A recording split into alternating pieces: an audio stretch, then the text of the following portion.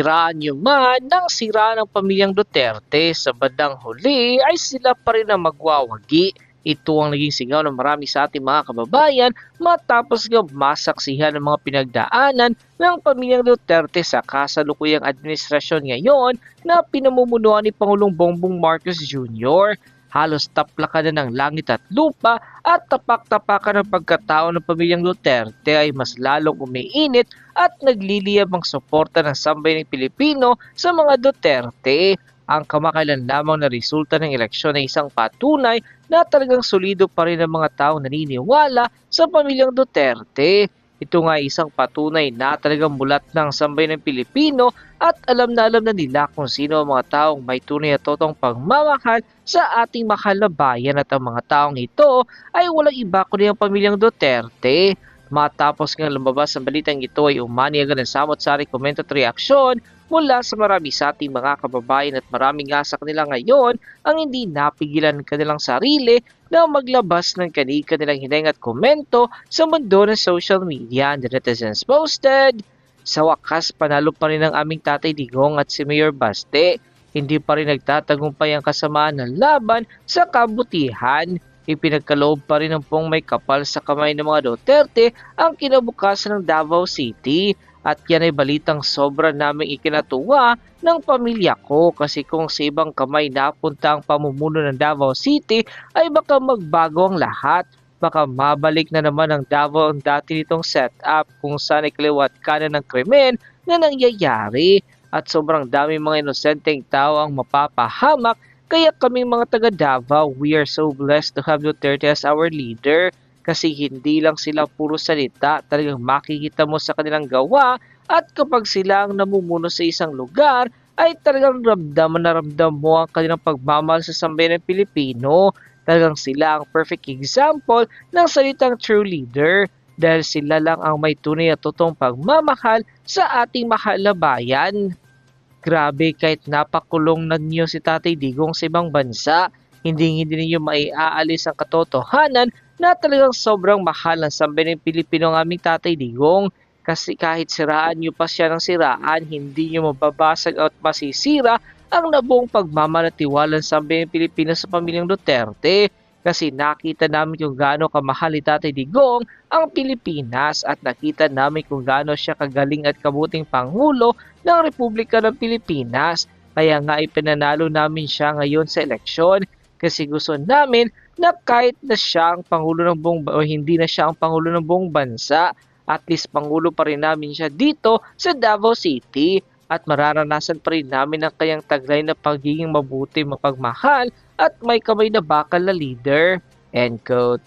Pag-usapan natin yung pag-uwi ni Tatay Digong dito sa Pinas. Kailan ba? Makaka-uwi ba siya talaga? Ito, may statement ni Madam Hanilet Abansinya doon sa bahay nila mismo sa Davao City. After itong pagkapanalo ni Tatay Digong, maraming nag-interview sa kanya. Nako, with full of confidence, ang Ma'am Hanilet nagsabi, makaka-uwi si Tatay Digong. Wala na yung makakapigil pa. Okay, ito, panoorin natin at bigyan natin ng reaction. Makauli siya. Wala na yung mga pugong, isang kinsang mga pangaga. Wala yung mga pangaga, mga pugong. Kauli na, Jumam. Kauli na, Jumam.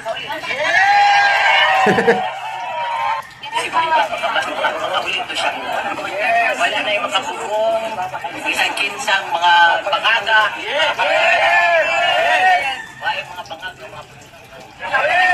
Kauli na, Jumam. Kauli na, Jumam. Yes! Ang sarap pakinggan, ano? Yung with lots of confidence, makakauwi na. So dapat ganun po tayo. Ako, minsan hindi ko matanggap-tanggap na ang President Duterte nasa Netherlands na nakakulong. Parang bangungot. Masamang panaginip. Kaya lang, nangyari na eh. Kaya wala na akong inaasam-asam. And then, karamihang nagmamahal na mga Pilipino kay Tatay Digong, ang pinakakaasam-asam ay yung makabalik siya sa Pilipinas na buhay, malusog ang pangangatawan. So kung kailan, di pa natin alam.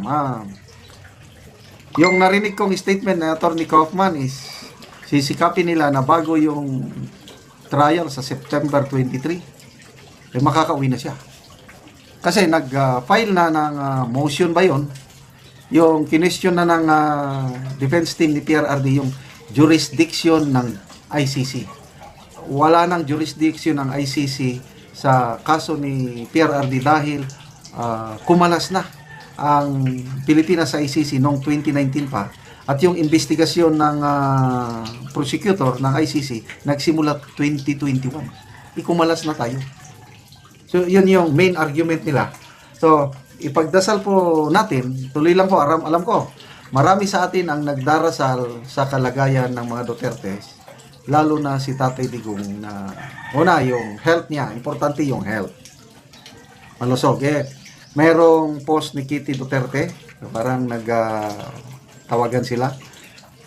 Kikita mo, tumataba na yung mukha ni PRRD. So, he's in good health. Kaya nga, nung nasa Netherlands pa si Ma'am Hanilet, sabi niya, God is doing amazing things sa health ni PRRD. Although hindi niya dinitalye, but I believe, dahil sa style ng mga Europeans, maganda yung approach nila sa health. Kaya, alam ko, bumubuti ang kalusugan ni Tatay Digong doon sa Netherlands. Plus, yung nagpapalakas sa kanya, yung araw-araw na mayroong namimisitang mga kababayan natin OFWs doon. Walang paltos. Araw-araw. Kamag-anak ko ngayon. Napalitan lang namin, nandun na sila doon. Galing Mindanao. Nagbiyahe lang sa Europe para lang bisitahin si Tatay Digong. Grabing pagmamahal. Oh, ito, yung pagkapanalo niya sa mayor. Balitang-balita. Halos mga big time na media outfit. International, CNN, BBC, MSN. Kargado ang balita yung nanalo si dating Pangulong Duterte habang nakakulong, nanalo pa rin mayor doon sa Davao City, largest city in Mindanao. So, mayroon pang Facebook reel na napanood ko kanina. Foreigner siya. Don't tell me that Duterte has no more influence. Look at this. Sabi niya, pinakita niya yung resulta ng butuhan sa Davao. He won on a landslide. Look at this. Even his son, Mayor Basti Duterte, look at this. Yun. Very proud yung foreigner na vlog niya o short video na Duterte has still a very strong influence in the Philippines. Look at this. So, ayun. Salamat, Ma'am Avancenia, sa inyong anong tawag to? Encouraging words na makakawi. Okay, magbasa tayo. James Alonso, sana ICC will be gracious enough to send him back. Yan.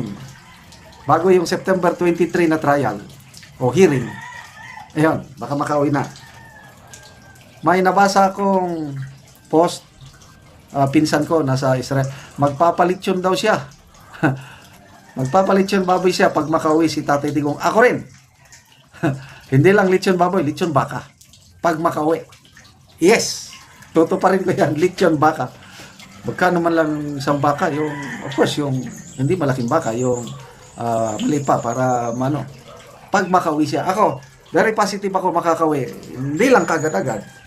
Basta, kailangan lang niyang maging malusog. Kaya importante na manalo si VP Sara sa kanyang impeachment trial para makatakbo siya by 2028 at mananalo. Pag presidente na si VP Sara, yan na, mas malaking chances na makabalik. Although matagal na yan, 2028. Kung may awa ang Diyos, bago September 23, dahil sa magagaling ang kanyang abogado, kung katigan o paboran ng pre-trial judges yung motion, makabalik na siya. Goodbye. Itong administrasyon ito, pag makabalik na ako, wala na silang kapag-apag-asang manalo sa eleksyon. Pag pabalikin ng ICC sa Tatay Digong na basihan ay wala ng jurisdiction ng ICC sa kanila. This is the truth about free tuition. as a member of the minority. No, marami nagsabi, hindi mo magagawa yan kasi hindi ka naman part ng administrasyon. But in the end, President Duterte, kahit ayaw ng mga cabinet members niya, hindi niya binito yung batas, pinirmahan niya, Boom! fully funded, fully Boom! implemented, and now, that law, milyon-milyon na ang nakinabang sa batas na yan. So, there are spaces, I think, in our governance kung saan kailangan talaga tayo magtulungan para sa taong bayan. Klarong-klaro yan ha. Maraming humadlang, even cabinet members. Pero nanindigan si Tatay Digong, pinirmahan niya, fully funded. Kaya ito yung sinasabi ko, di ba? Na pag ayaw ng presidente, ayaw niyang punduhan, wala ding mangyayari dyan. But, Tatay Digong, di ba, has the heart na kailangan tulungan ang mga kabataang makapagkolehiyo. And in fairness to Bam Aquino, credit niya. Pero para kasi ang nangyayari ngayon,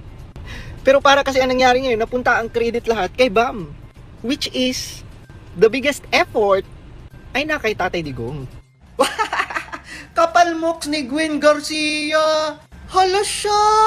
Diba?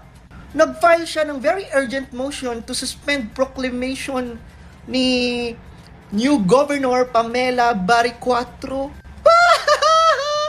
Baba na sa pwesto, Gwen. Ala naman na, Gwen. Luoy, yan nilalay ay. Oh, kawawa. Ikaw talagang kawawa ngayon, Gwen. Actually, kawawa ka talaga. Sumanib ka kay BBM. Bumaba ka na. Bumaba ka na. Dun ka sa BBM mo. Po, so far nung mga nasa Magic 12 sa senatorial polls, taga-alyansa. Yung iba po, mga kampi ni Pangulong Duterte, meron din po mga associated sa mga pink. Ano po ang assessment ng Malacanang dito given that the president campaigned dun sa alyansa all the way? And ito po yung naging resulta. How would you assess this or how would you describe yung results na emerging ngayon sa senatorial polls? Yan po ang ibinoto ng taong bayan. Wow. Gagalangin po natin. Ah? At kung ito po'y makakatulong sa administrasyon, uulitin po natin kahit ano pang kulay po niyan. Dapat Wow. isipin po ng mga bagong halal Wow. na sila po ay magtatrabaho para sa bansa, para sa taong bayan, hindi pang personal na interes o interes ng kanilang mga kaibigan o kanilang mga sinusulong na tao. Wow. So ano man po ito, kapag ka po nalaman po nila na ang gagawing proyekto o programa ng Pangulo ay para sa taong bayan, umaasa po tayo na sila po ay makikiisa. Wow. Ang bait. Akala ko ang sasabihin niya. Kaya hindi nakapasok ang lahat ng alyansa ay dahil sa fake news. Yun yung gusto ko marinig sa kanya eh. Ha? Ha? Ano ka ngayon, Claire?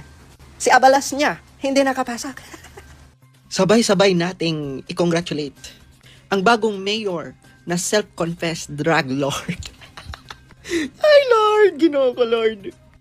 At ano po uunahin nyo dyan sa Albuera, Leyte, pagkaupo ninyo, Mayor? Ang unahin ko, ang peace and order Wow. at ang at bigyan ng solusyon ang droga Wow. droga dito sa Albuera. Linisin namin ang droga dito sa aming lungsod. Wow! Zero tolerance sa amin ang droga. Wow! Wow! Grabe! Galing yan sa self-confessed drug lord na si Kerwin Espinosa. Ang galing! Grabe mga lis, bakit kaya yan nanalo? Sa bagay, baka kasi siguro sa lugar nila, halos lahat runner. Lord, Diyos ko, ano nang nangyari? Imagine mo, dating self-confessed drug lord na kulong na. Oh my God, tas ngayon naging mayor pa. Ang galing-galing. Talo! sorry. Kung dili mo mulayas, ipadakop ta mo. Wow. Kung dili magay mo madakpan, i-rehab ta mo. Magkuhan ko og mga Tatay Digong yun. Feeling ko idol niya si Tatay Digong eh. Buisit no? Char! Char! Nakakatakot yun. Helom dera! Tang igit ka. Ikaw drug lord ka. Self-confess na kulong ka pa. Tapos ang kapal ng mukha mo magsabi ng mga ganyan. Good luck!